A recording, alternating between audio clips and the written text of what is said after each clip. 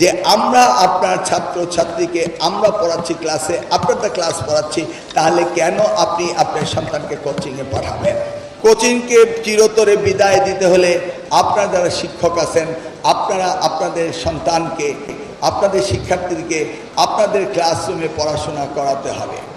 অবশ্যই কিছু কিছু ছাত্রের এক্সট্রা হেল্পের দরকার রয়েছে, এটা আপনি আপনার প্রতিষ্ঠানে কাউন্সেলিং দেবেন, দিয়ে আফটার ক্লাস আপনারা তাদেরকে সেখানে কোচিংয়ের ব্যবস্থা করবেন এবং সেই জন্য যে রিমুনারেশনটা নেওয়া দরকার অভিভাবকদের সেটা আপনারা নেবেন, নিয়ে তাদেরকে আপনারা পড়াবেন।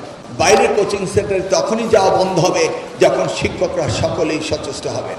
এবং একই সাথে আমি অভিভাবকদের সাথে কথা বলবো, আপনারা অভিভাবক পুল করবেন, তাদেরকে বলবেন যে আমরা আপনার ছাত্র ছাত্রীকে আমরা পড়াচ্ছি ক্লাসে, আপনারটা ক্লাস পড়াচ্ছি, তাহলে কেন আপনি আপনার সন্তানকে কোচিংয়ে পাঠাবেন? এই প্রশ্ন উত্তর প্রত্যেকটি স্কুল বেস হতে হবে, এরিয়া বেস হতে হবে। 3 নাম্বার হচ্ছে, আমি মাননীয় সংসদের সদস্যের কাছে কিছু চিঠি পাঠিয়েছি, আরও পাঠাবো। সেটা হচ্ছে রিটায়ার্ড টিচার্স পোল।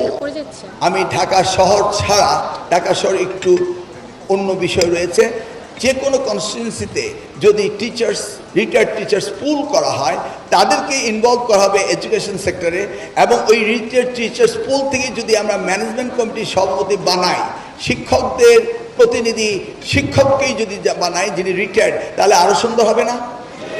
তবে এটা তো আইন করা যায় না, আর আমি এই প্র্যাকটিসটা আমার কচুয়া থেকে শুরু করেছি।